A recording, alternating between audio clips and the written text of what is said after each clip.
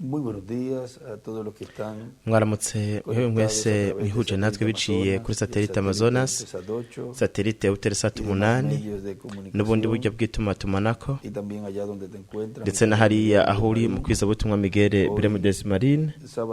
Uyu munsi ku gatandatu 8 z'ukwicumi na rimwe mu mwaka wa 2025. Murashobora gufata ibyiciro byanyu abo babahagaze. Hariho ubutumwa yise igendereza. Dr. William Soto aratubwira ngo aho rero turabona abaronka imigisha kandi turabona n'abashikwa kw'ibihano. Kubera iki? Kuko umwami aje gute? Aje azanye ubuzima hamwe n'urupfu.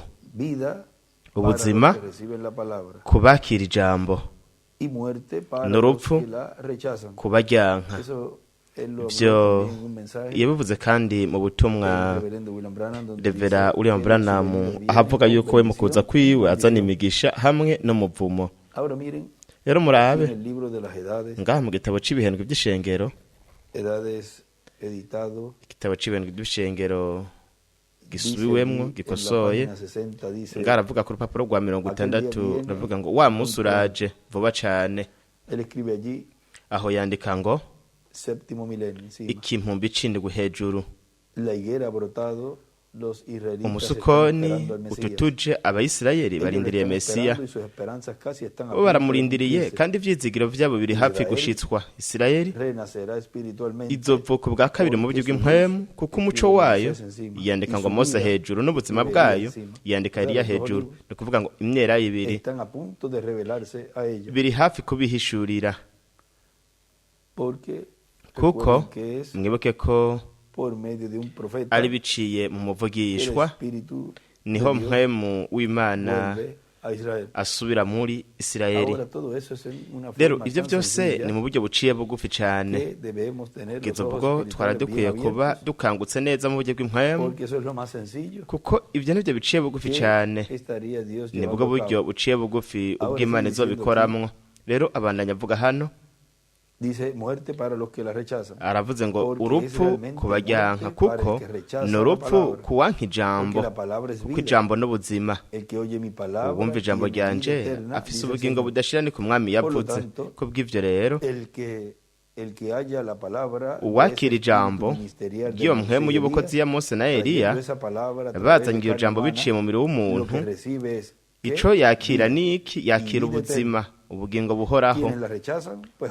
Ubujyanka nawe ubwo nyene aba yasa ubuzima. Kubw'ivyo rero nuko rero ico abasigaje n'ico aronka niki? N'urupfu. Rero mwibuke ko we yatubwiye ko mu gushitswa kuyerekwa gihema kwaho hazoba hari ubukozi bwa Mose na Eliya. Yavuze ngo ishengero mugeni rizogendererwa n'ubwo bukozi, kuko umwana w'umuntu azanana n'abamarayika biwe. Abandanya avuga ngo kuko we aje gute? Afise inkota ikarije kugira ngo ayikubitishe amahanga. Aja kubita, aje yica abasi biwe bose. Ariko aje aho ubuzima, ahamagara n'abatoranijwe bose, kuko aje kugira ngo akoranirize hamwe, kugira ngo yegeranye akoranirize hamwe abatoranijwe. Ibyo nivyo atubwira ku rupapuro rw'141 mu gitabo c'imirongo, umurongo wa 12:60 hatubwira ngo murabe ku murongo wa 41 Mateo 13 abo babiri nabo nyene bari hagufi na hagufi, bari hafi cyane mu misi ya nyuma, kugeza ubwo watakoze ntiyashobora gushingira ku ishengero runaka kugira ngo batandukanye.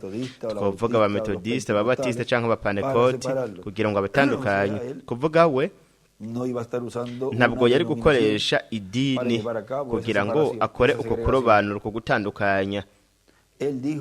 yavuze yuko arungika abamarayika biwe acapura ibuye riko bizifuruka iburyo kugira ngo abatandukanye no kuvuga ubukozi bwa Mose na Eliya. Umumarayika aza kugira ngo azane ugutandukanya.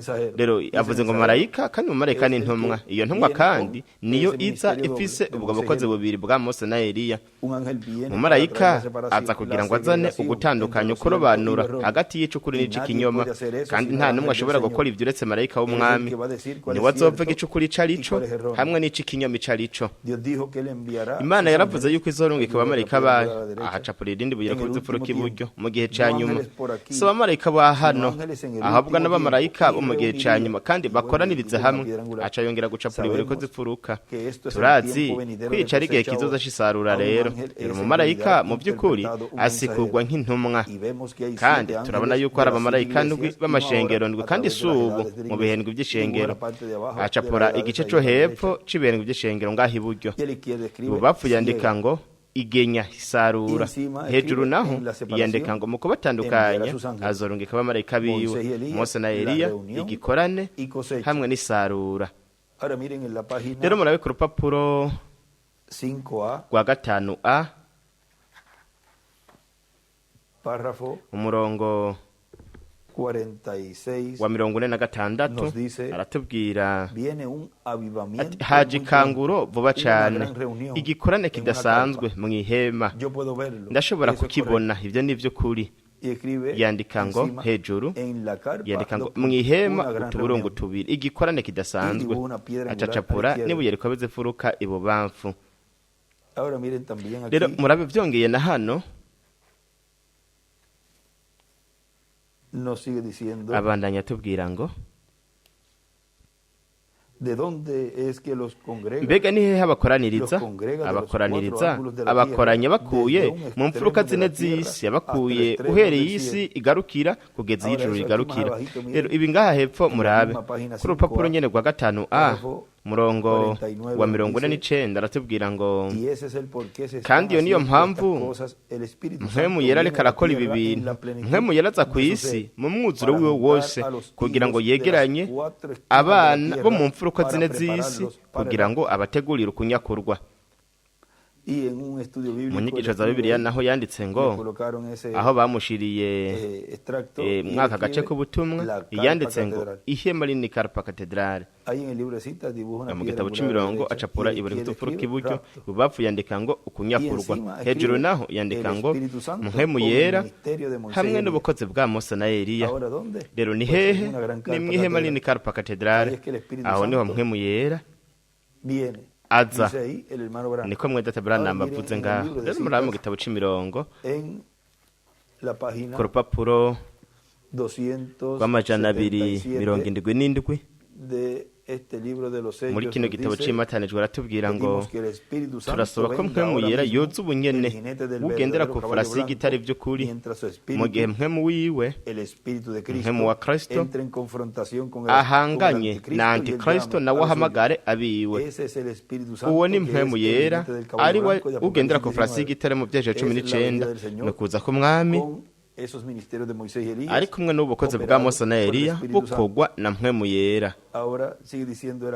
Rero wabandanya avuga hano ngo ndiko mbandanya mwa bwa butumwa bwitwa ngo igendereza, abandanya kuvuga ngo murabe abakura ku isi akabashira mu ijuru, abakura mu gihe cyo ku isi akabashira mu gihe cyo mu ijuru. Hanyuma mu buryo busanzwe naho azokora nk'uko nyene. Ku rupapuro rwa 5B murabe ku murongo wa 47 aratubwira ngo nuko rero ndakwinginga ko umunsi umwe nobona ico gikorane c'umubiri w'ibanga wose wa Yesu Kristo ukoraniye mu mubiri munini cyane, hanyuma hace haza ukunyakurwa. Hejuru yandika ngo igikorane c'umubiri wa Kristo, ugukoranirizwa hamwe ku mubiri wa Kristo mwizuka hamwe no mu kunyakurwa.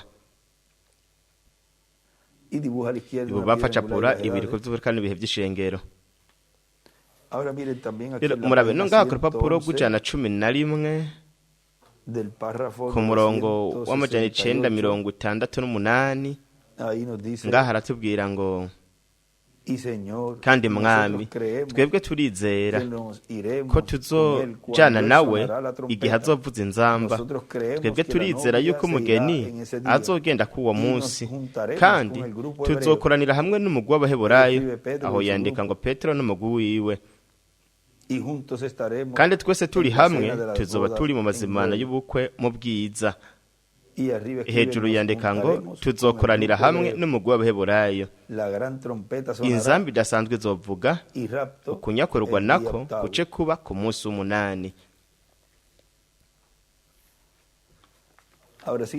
Rero abandanya avuga hano mu butumwa igendereza, abandanya kuvuga ngo rero mwibuke ko atari umuntu, ahubwo ni mpwemu w'Imana akora ubukozi bwa Mose, ubukozi bwa Eliya bundi bushasha. Nuko rero twebwe nk'abagize ubwenge tuzotahura, yuko umuntu atanahamwe ahuriye n'ibyo umuntu uw'Imana ikorera mu ivyo bintu, kandi uba arimwo izo mpwemu zibiri ubukozi ziriko zirakora uwo muntu n'uwo mubiri. Ivyo vyumviro vya kimuntu nta na hamwe bihuriye n'ivy'Imana izoba iriko irakora. Hazoba ari igice ca kimuntu kizoba kiriko kirakora, ahubwo azoba ari igice c'Imana kizoba kiri muri we. Ubwo bukozi bubiri buzoba buri muri we kugira ngo butuzanire iyo migisha yose. Muri ako rupapuro rwa 69 muri kino gitabo c'imirongo, umurongo majana 597 aratubwira ngo kandi nk'uko we Eliya yamanutse hariya kuri Yorodani umunsi umwe akayikubita ari kumwe na Elisa igacikamwo kubiri, nuko nawe akajabuka hakurya ayiburyo acapura ibuye rigumye imfuruka.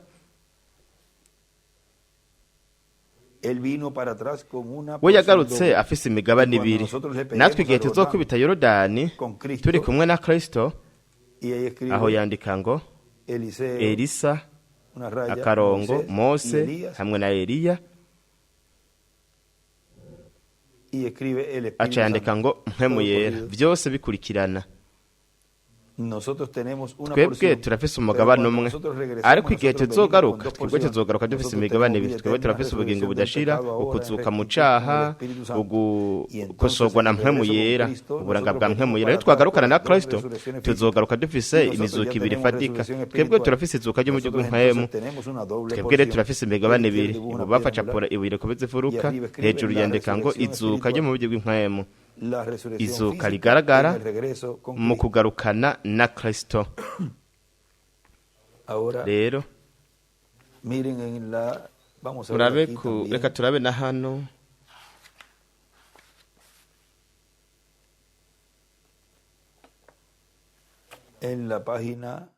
ku rupapuro 105 rw'105 Párrafo 911 dice, umurongo wa 911 haravuga ngo Mose yarazi yuko ivyanditswe byavuga yuko ari uwo munsi n'isaha kugira ngo ivyo bibe, kandi yarazi yuko Imana bari bahuriye mu nkingi y'umuriro. Iburyo yandika ngo inkingi y'umuriro. Yajanye n'abantu akora ibitangaza, ibintu byose babwiye bikaba, kugeza ubwo yazanye ibintu biremwe, akora ibintu Imana yari gushobora gukora gusa. Yigisha kwicu giwe ryari ijwi ry'Imana. Ngivyo iri ibintu yereka aracamwo mu bantu, yeriko arahagurutsa ajana mu gihugu c'isezerano. Yarahagaze ariko ararira, nkora iki? Mbega itoranya kuri urwo rugero rw'urugendo nk'aha nyene duhagaze, murabaho turi ubu.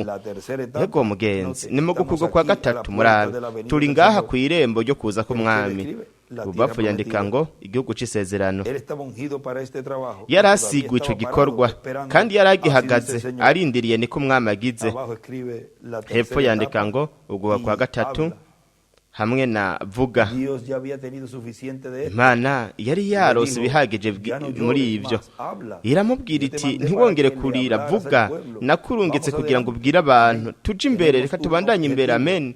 Turafise ihangiro, kandi iryo naryo ntubwiza, reka tuje hariya, reka tuje mu gihugu c'isezerano. Ibintu byose birashoboka kuwizera. Yandika ngo ikintumbaho, buryo naho amaja hejuru aca kuri inyenyeri ya Dawidi. Yandika ngo hejuru aho ati nturire, vuga. Muri maraje mu murongo hejuru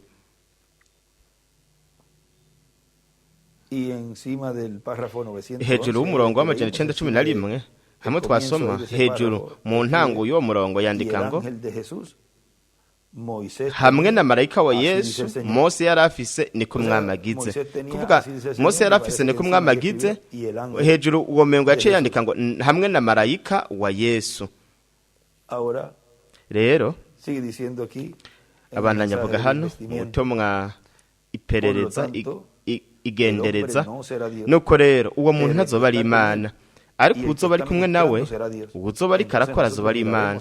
Nuko rero twe tuzoraba turabe mu gitwikirizo turabe Imana tubone Imana iri kirakora ikorera mu mubiri w'umuntu ariko umubiri w'umuntu wo nawe uzoba uhuriye n'ivyo Imana izoba iri kirakora canke iri kirazana gusa tuzobona ese tutahure yuko umubiri w'umuntu muri w'inyama igikoresha Imana izokoresha ko atazoba ari ibintu by'ico gikoresho ahubwo ko azoba ahubwo ari uwo muri w'inyama wiyeguriye wazokwiyegurira impwemu y'ubukozi ya Eliya na Mose. Nuko iyo mpwemu y'ubukozi rero izokora biciye muri we nuko ntazoba rero ari we ahubwo azoba ari impwemu y'ubukozi ya Eliya hamwe na Mose kandi iyo mpwemu y'ubukozi niyo yoba yirikizanira ishengero mugeni kwizera kubashoboza guhindurwa no kunyakurwa. Rero we mu gitabo c'imirongo mu gitabo c'imatanijwe dukosore yaravuze ngo yavuze ko umugeni atigeze aronka uko kwizera ko kwimugwa ko kunyakurwa. Yabivuze ku rupapuro rw'ijana mu gitabo c'imatanijwe. Aravuga ngo ndizera yuko biciye mu mituragaro ndwi ko hazohishurwa mu minsi ya nyuma ibikenewe kugira ngo bikangura umugeni kugira ngo nko kwizera ko kunyakurwa kuko hamwe n'ivyo dufise ubu ntitwashobora kuduga. Hari ikintu gitiroza kuza kugira ngo kidutegure kuko nkuko tumeze ubu bigoranye twashobora kuronka kwizera ko gukira indwara bitoza kuronka kwizera guhagije kudushoboza guhindurwa mu mwanya muto tugakurwa ngaha ku isi kandi hanyuma tuzoraba Imana niyo yabishaka aho ivyo vyanditswe. Rero murabe ndetse no ku rupapuro rw'ijana na 28 hagati na hagati mu rupapuro haravuga ngo rero imituragano ngi mu byeshuwe izokwemera ko yereka umugeni ingene yitegura kugira ngo aronke kwizera kudasanzwe ko kwimurwa kwizera ko kunyakurwa byandika ibubafaho. Ndetse no ku rupapuro amajana 202 na haratubwira muri kino gitabo c'ibimatanijwe avuga ngo umugeni ntiyigeze aronka ikangura kugeza n'ubu ntiyigeze kubikangura na rimwe nta kugararara kwigeze kubaho kw'Imana kugira ngo kunyeganyize umugeni. Turarindiriye ivyo hazokenegwa ya mituragaranirwa y'ibanga kugira ngo iri kangura azoyirungika yarabisezeranye acakura ibiri gutufuruka n'ibihe by'ishengero n'akarongo kerekeza mwibuye igumye imfuruka. Rero murabe urabona yuko ari mu gushitswa kuko kugaragara niho Imana izobirikira hishurira ishengero ryayo ingene ryogenda ingene ryoronka kukwizera kudasanzwe ko kwimurwa. Mu butumwa tuzoraba twongere twumvirize ejo hariho igice kimwe aho we yatubwiye ko abantu ko batazonibaza kw'ivyo bariko bumva ko ari imituragaro. Reka tuharabe muri bona butumwa bw'ejo aravuga upapuro rw'icenda ngaha aravuga ngo nuko rero nambi imituragaro ari izotangaza ikamenyekanisha ikaza no kuguhishurirwa izokwemera yuko bo bamenye ingene bitegura. Nuko rero no kumviriza ivy'imituragaro 33 abantu bazoba bariko bumva imituragaro ariko kumbure ntibanamenye yuko ari imituragaro bariko barumva ariko azoba ari imituragaro. Mbega imituragaro niki ni ijwi rya marayika w'inkomezi amanuka avuye mu ijuru ijambo avuga kw'ishengero ry'iwe ibanga naho riri imituragaro ihishura ibanga ry'ikimatara y'icindwi ibanga ryo kuza k'umwami. Murabona abantu avuze ko kumbure ko batazomenya kw'ivyo bariko bumva ngaho mu gushitswa kw'iyereka ry'ihema bobo kumbure ntibazonamenya ko ari imituragaro bazoba bariko barumviriza kuvuga ko ntibazonibaza kw'ivyo biriko biraba ko ari imituragaro iriko iramenyekanisha ibanga bw'ikimatanija c'indwi iha gutyo ishengero mugeno kwizera ko kunyakurwa kuko byose ni mu buryo buce bugufi cyane kandi kubera ko abantu bavyiyumviye uko abantu bavyiyumviriye bavyibajije siko biri kuko ni nk'uko Imana yabitegekanye mu nteguro yayo twari ko turaramwa no majambo magufi twashobora kwita kino kiyago tuti mwihema tubona gutubiri igikorane kidasanzwe mwihema igikorane kidasanzwe Imana bahezegere barinde ejo tuzobonana mu gikorane cejo saa 4 zo mu gatondo aho tuzoba dufise icigwa citwa ngo ububasha bwo guhindurwa ubu twari ko turaba mwana majambo magufi mwa kino kiyago twisengo ico cyo mwakano kanya kwa gatandatu 8 zo 11 muri 2025 mwihema igikorane kidasanzwe mubandanye mugira umunsi w'umunezero wuzuye imigisha y'Imana.